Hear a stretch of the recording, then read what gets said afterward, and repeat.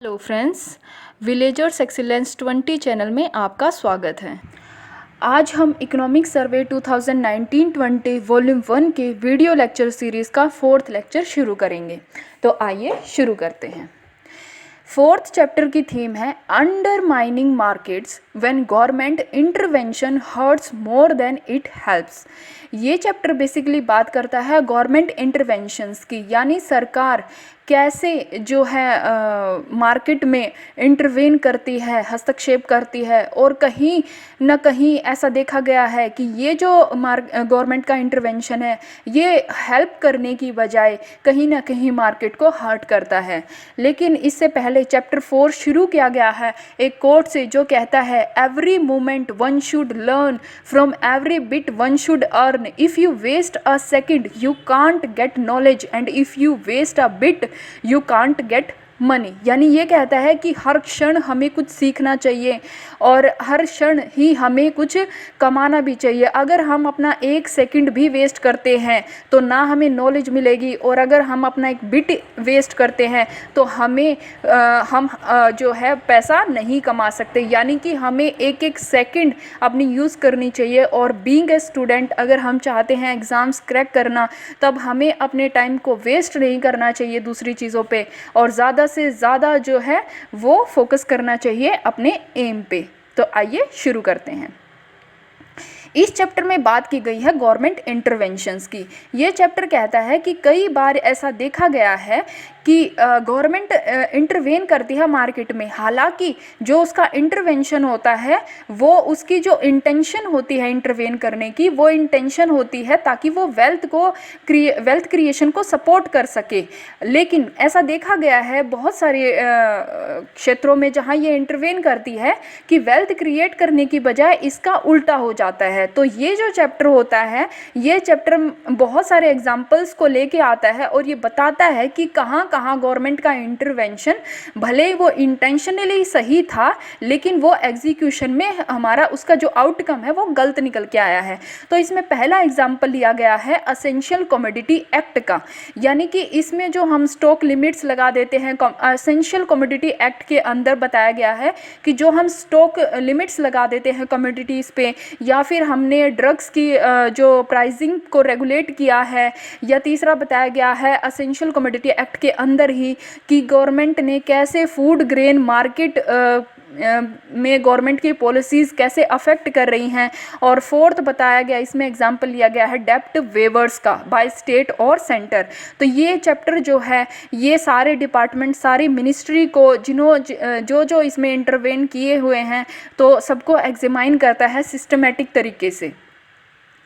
तो जैसे कि इस फिगर में शो किया गया है कि ये फिगर दिखाती है हमारी किस कंट्री में फ्रीडम जो है सबसे ज़्यादा है मार्केट को दी गई है।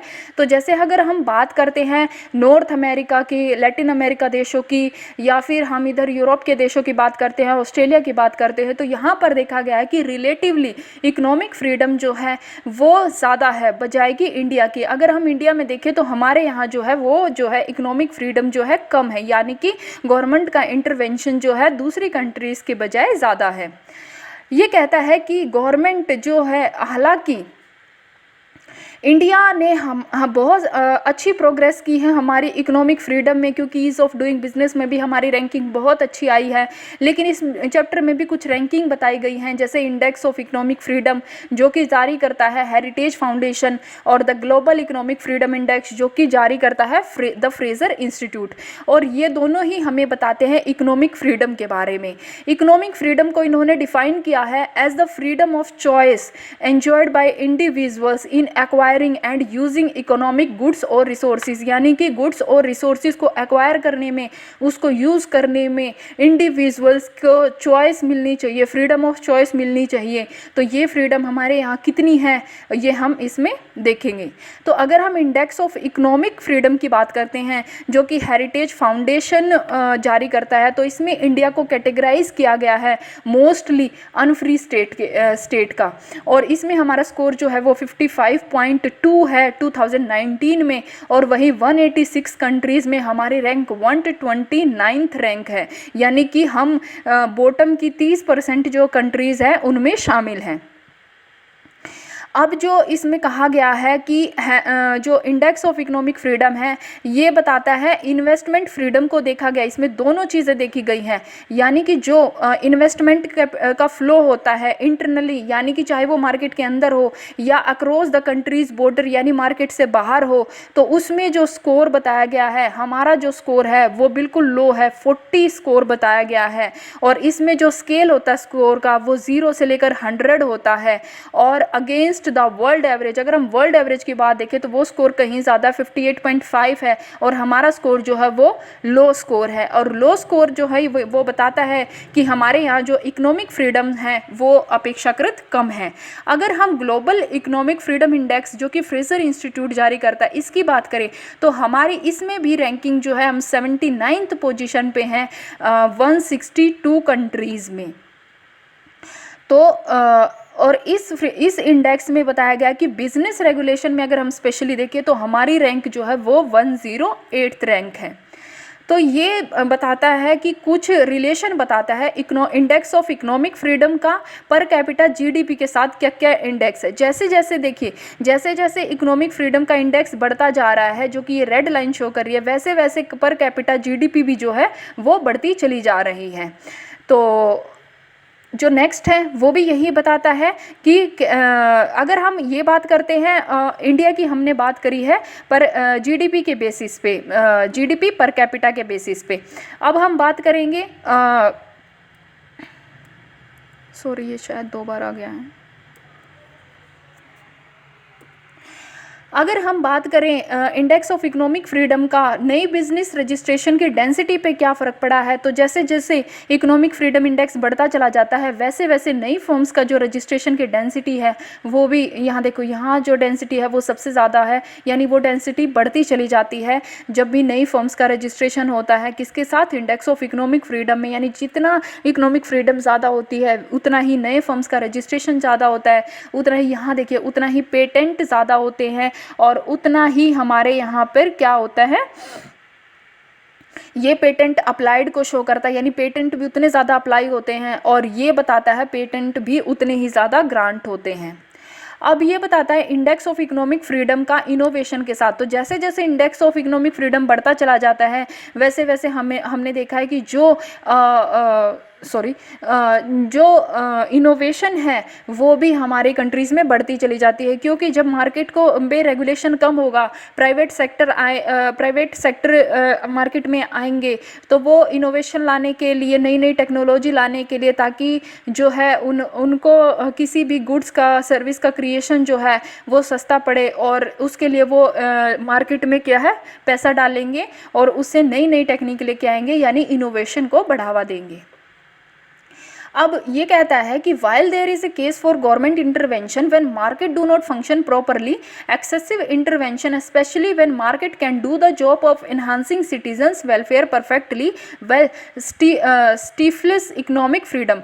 ये कहता है कि गवर्नमेंट का इंटरवेंशन ऐसी जगह पर देखा गया है स्पेशली जहाँ पर मार्केट जो है वो बेहतर परफॉर्म कर सकती है सिटीजन वेलफेयर्स में, लेकिन फिर भी गवर्नमेंट ने मार्केट में इंटरवेंट किया है। तो गवर्नमेंट ने मार्केट में गवर्नमेंट जो होती है वो मार्केट को अफेक्ट कैसे करती है? 2 तरीके से अफेक्ट करती है, पहला डायरेक्ट पार्टिसिपेशन और दूसरा इनडायरेक्ट पार्टिसिपेशन। डायरेक्ट पार्टिसिपेशन कैसे करती है? वो खुद बायर बन जाती है और खुद सप्लायर बन जाती है गुड्स और सर्विस का। जैसे हम इसमें एसेंशियल कमोडिटी एक्ट में देखेंगे कैसे वो वीट को और राइस को या फूड ग्रेन्स को जो है वो प्रोक्योर कर लेती है और फिर खुद ही उनको डिस्ट्रीब्यूट करती है। दूसरा इनडायरेक्ट पार्टिसिपेट कैसे कर सकती है प्राइवेट मार्केट में? ये उनमें रेगुलेशन लगा सकती है, टैक्स लगा सकती है, सब्सिडी लगा सकती है या किसी अदर तरीके से इन्फ्लुएंस कर सकती है। अगर हम डायरेक्ट पार्टिसिपेशन की बात करें तो इसमें जो है यानी वो डायरेक्टली इंटरवेन करती है सप्लाई और डिमांड में।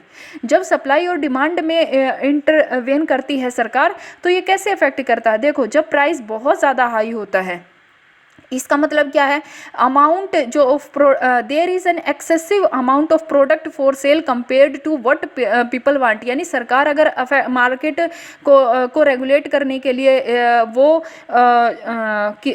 बहुत ज़्यादा कमोडिटी पे जब प्राइस सेंक्शंस लगा देती है, या हम कहें कि उसके प्राइस को जो है कंट्रोल करना चाहती है, तब कई बार क्या होता है कि किसी भी चीज़ का प्राइस जो है वो इतना ज़्यादा हाई हो जाता है कि जो प्रोडक्ट्स होते हैं उनकी जो सप्लाई होती है वो तो ज़्यादा होती है, लेकिन डिमांड जो है वो कम हो जाती है। क्योंकि जब महंगी चीज़ें होती हैं तो लोग उनको ख़रीदना पसंद नहीं करते, यानी जो उनकी प्रोडक्ट होते हैं वो ऐसे ही वेस्ट चले जाते, वो रखे रह जाते, वो सेल नहीं हो पाते।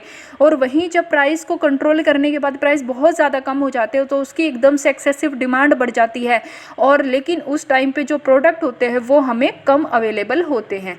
तो इन दोनों चीज़ों से क्या होता है कि जो मार्केट होती है वो बेहतर अपनी अपॉर्चुनिटीज़ को बेहतर तरीके से यूज़ नहीं कर पाती है, और जो डिमांड और सप्लाई होती है वो भी एक फ़्लो में नहीं चलती, और जो कि फिर मार्केट को अफेक्ट करता है। अब इसमें कुछ एग्जांपल्स लिए गए हैं, जैसे एसेंशियल कमोडिटी एक्ट जो 1995 में आया था। तो ये किस लिए यूज़ होता है, ये यूज़ होता है to control the production, supply, distribution of and trade and commerce in certain goods such as vegetable, pulses, edible oil, sugar etc. जो कि essential commodities मानी जाती है। यानी एक क्वेश्चन तो यहाँ पे ये हो सकता है कि essential commodities में कौन कौन सी चीज़ें आती हैं, तो vegetables, pulses, edible oil, sugar etcetera चीज़ें इसमें आती हैं। तो जो essential commodity एक्ट होता है ये इन्हीं की प्रोडक्शन को, सप्लाई को, डिस्ट्रीब्यूशन को कंट्रोल करता है। और ये जो एक्ट होता है ये इम्प्लीमेंट होता है थ्रू स्टेट्स, यानी सेंटर नहीं, हर स्टेट में अलग से ये इम्प्लीमेंट होता है। जब प्राइस जो है बहुत ज़्यादा, अगर मान लो ये जो असेंशियल कमोडिटीज़ हैं, सरकार क्या करती है, जब ये असेंशियल कमोडिटी अगर इनका प्राइस बहुत ज़्यादा हो जाता है तो ये इनमें रेगुलेशन इम्पोज कर देती है, यानी इतना ही आप सिर्फ स्टॉक रखोगे कमोडिटी का, उससे ज़्यादा नहीं कर सकते, या कई बार ये मूवमेंट ऑफ गुड्स को रेस्ट्रिक्ट कर देती है। तो इससे हमारे मार्केट को कैसे अफेक्ट होता है वो हम देखते हैं। देखो जैसे एग्रीकल्चर मार्केट का डिस्टोर्शन कैसे होता है, इससे सबसे पहले रिड्यूस्ड प्रोड्यूसर प्रॉफिट, कैसे प्रॉफिट कम हो जाता है कि, तो इस फिगर में बात करते हैं agriculture market distortion due to जो असेंशियल कमोडिटी एक्ट के द्वारा जो है एग्रीकल्चर मार्केट में कैसा डिस्टोर्शन होता है। इसमें इन्होंने ये एग्जांपल लिया, ये कहता है कि एग्रीकल्चर जो है वो हमारी सीजनल एक्टिविटी होती है, यानी कि किसी खास जो क्रॉप का एक हार्वेस्टिंग सीज़न होता है, क्रॉपिंग सीज़न होता है, तो उसी सीज़न के दौरान जो है हमारे पास वो क्रॉप होती है, और जब हमें उसकी सप्लाई जो होती है वो थ्रू आउट द ईयर चाहिए होती है, तो हम क्या करते हैं, हम उसको स्टोर करके रखते हैं। लेकिन जो असेंशियल कमोडिटी एक्ट के द्वारा जो इम्पोजिशन लगती हैं हमारी, कई बार जब मार्केट में प्राइस बहुत ज़्यादा होता है तब हम स्टॉक नहीं कर सकते चीज़ों को, स्टॉक लिमिट वहाँ पर लग जाती हैं। तो उसमें क्या होता है कि स्टॉक लिमिट लगने से जो है कई बार गुड्स की मूवमेंट भी इधर उधर नहीं हो पाती, तो मूवमेंट नहीं होने से जो एग्रीकल्चर चेन वैल्यू है वो भी डिस्टर्ब होती है। और दूसरा क्या होता है, प्रोड्यूसर्स का प्रॉफिट भी रिड्यूस हो जाता है। प्रॉफिट कैसे रिड्यूस होता है कि अगर कोई किसान है या फिर कोई ऐसी ऑर्गेनाइजेशन है जिसको सच में ज़रूरत होती है फूड की थ्रू आउट द ईयर, तो वो क्या होता है कि जब स्टॉक लिमिट लग जाती है, यानी आप उसको स्टोर करके नहीं रख सकते, तो उसमें क्या होता है कि मार्केट में आपको वो चीज़ जो है वो निकालनी पड़ती है। तो आप क्या करते हैं, जब उसके ज़्यादा प्राइस होते हैं तो अगर जब आप बेचना चाहें तो आप बेच नहीं सकते, क्योंकि आपकी स्टॉक लिमिट इतनी कम लगा दी जाती है, तो आप उसको होल्ड नहीं कर सकते। दूसरा क्या कहता है, ये इंसेंटिव भी रिड्यूस करता है। क्यों? क्योंकि जब आप इसमें स्टॉक लिमिट लगा दोगे तो फिर जो है इसमें बड़ी ऑर्गेनाइजेशंस जो है वो आ नहीं सकती और इसमें इन्वेस्टमेंट नहीं हो सकती। तो ये ओवरऑल क्या करता है, प्राइस, इससे जो प्राइस है वो वोलेटिलिटी उसकी बढ़ जाती है, यानी कि मतलब प्राइस जो है वो एक सा नहीं होता। ये हम आगे देखेंगे एग्जांपल में, जब अनियन पे सितंबर 2019 में गवर्नमेंट ने स्टॉक लिमिट इम्पोज की थी, तब उसके बाद जो है लेकिन प्राइस की जो फ्लक्चुएशन है वो तब भी कम नहीं हुई थी। तो अगर हम इसमें बात करें, जब अगर हम इसमें देखें तो जो दाल का जो रिटेल प्राइसेस है, यानी दाल पे सबसे पहले तो ये फैक्ट है कि दाल पे स्टॉक लिमिट जो लगी थी वो 2006 के क्वार्टर 3 में लगी थी, और वहीं शुगर पे जो है वो इम्पोज की गई थी क्वार्टर 1 ऑफ 2009।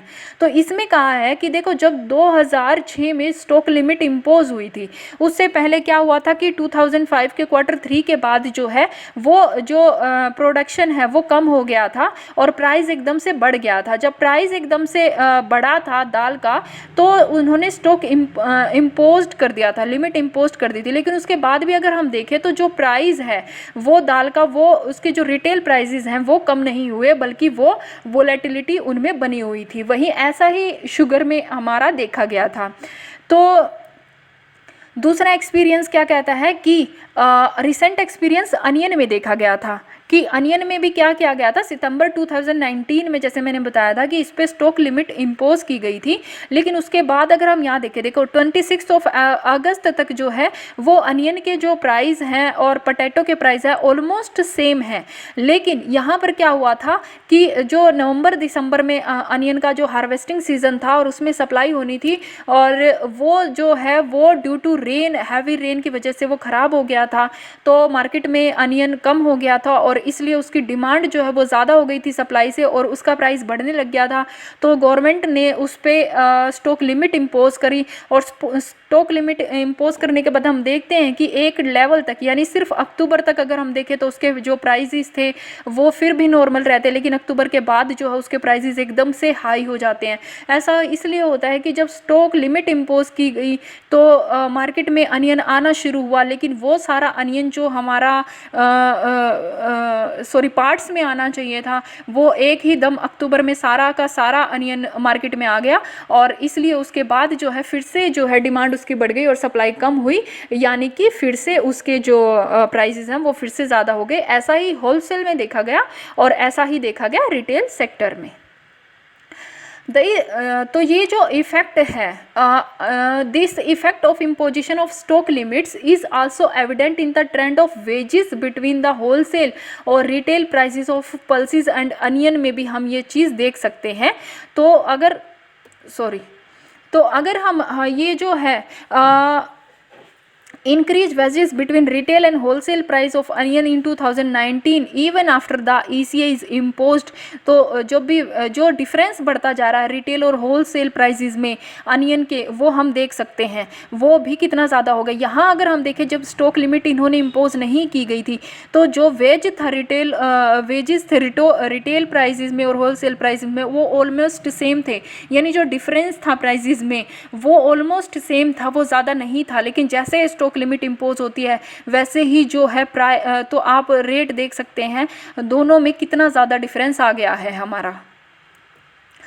तो ये कहता है कि अब इसमें जब इतनी सारी स्टॉक लिमिट इम्पोज की गई तो 2019 में 76,000 जो हैं वो रेड डाली गई, और हर रेड में मिनिमम 5% इन्वॉल्व होते थे। आप देख सकते हैं कितना एडमिनिस्ट्रेशन एफर्ट्स इसमें लगाए गए इन रेड्स में।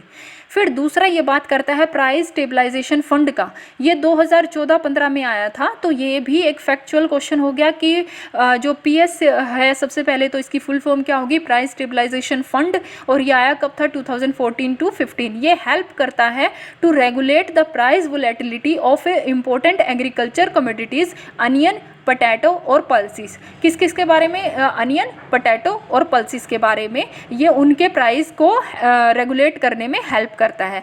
अच्छा, दूसरा इम्पोजिशन इन्होंने बताया था कि ECA के अंतर्गत ड्रग्स प्राइस कंट्रोल भी कैसे किया गया। तो सरकार ने जो है नेशनल फार्मास्यूटिकल प्राइस अथॉरिटी के तहत जो है वो ड्रग्स कंट्रोल करने का ऑर्डर पास किया गया।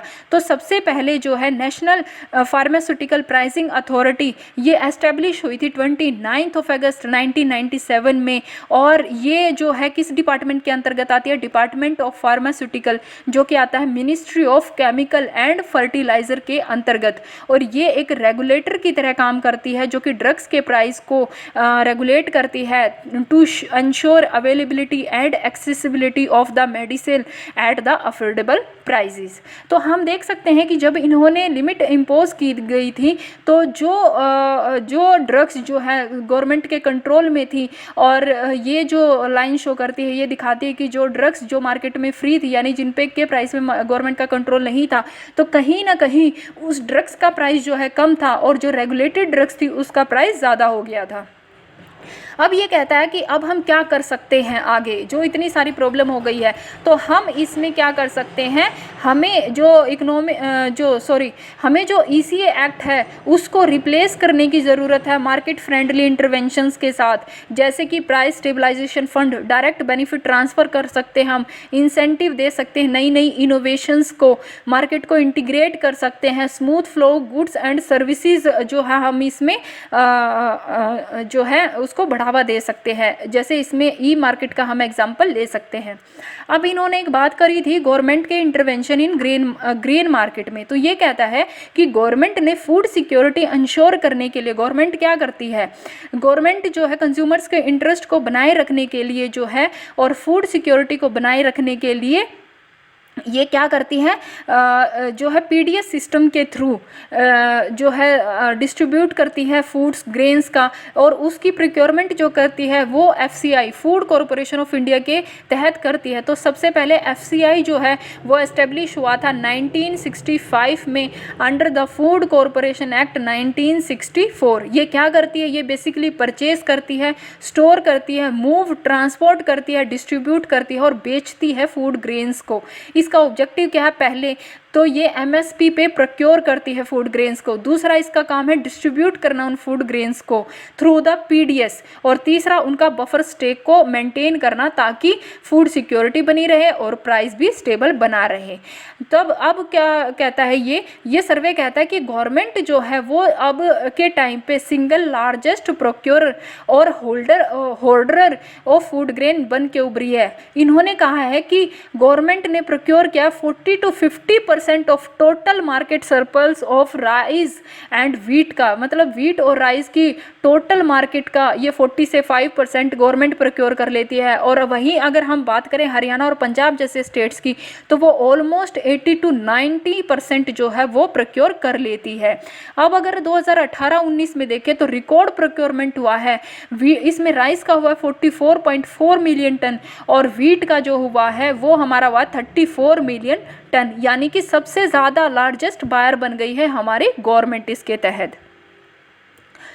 फिर जो अब गवर्नमेंट के कुछ ऑब्लिगेशंस होते हैं, यानी वो डिस्ट्रीब्यूट करती है फूड ग्रेन्स को थ्रू PDS सिस्टम और नेशनल फूड सिक्योरिटी एक्ट के तहत, उसमें जो है 75% रूरल पॉपुलेशन और 50% अर्बन पॉपुलेशन जो है इस एक्ट के अंदर आई गई है। और इसका मतलब ये है कि वो सिर्फ प्रोक्योरर नहीं बल्कि वो लार्जेस्ट होल्डर भी बन गई है राइस और वीट का। अगर हम देखें, देखो ये फिगर शो करती है कैसे प्रोक्योरर बन गई है। तो ये गवर्नमेंट का प्रोक्योर किया 40 to 5% ऑफ मार्केट सरप्लस की बात करी है। अगर हम इसमें पर्पल लाइन को शो करें तो ये वीट को दिखाती है, और राइस को देखें तो ये रेड लाइन जो है वो राइस को शो करती है, राइस की प्रोक्योरमेंट को।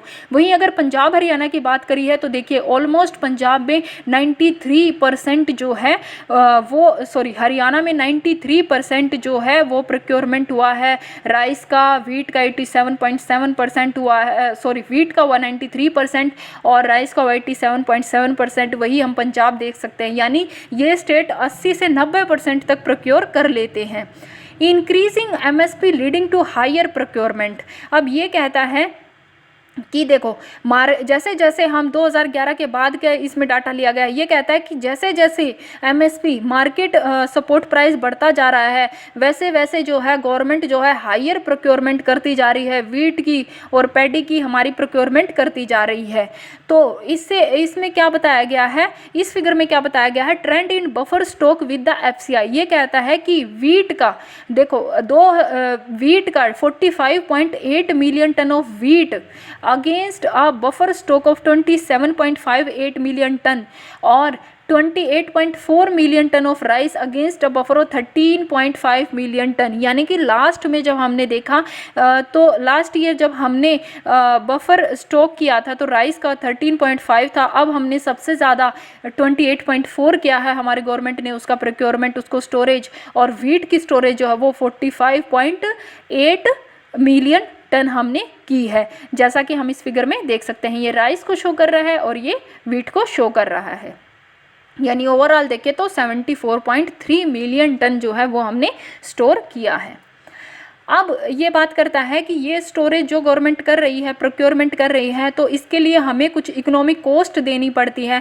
तो जो इकोनॉमिक कॉस्ट की बात करता है, ये कहता है कि गवर्नमेंट को 40% मतलब जितना हमने उसने प्रोक्योर किया है जिस प्राइस पे, उसका हमें 40% ज़्यादा देना पड़ता है उनको एक्वायर करने में, स्टोर करने में और डिस्ट्रीब्यूट करने में। हमें मतलब देख सकते हैं आप कि गवर्नमेंट के कितने ज़्यादा जो है एफर्ट्स लग रहे हैं, कितनी ज़्यादा उसकी इकोनॉमिक कॉस्ट इसके अंतर्गत आई है।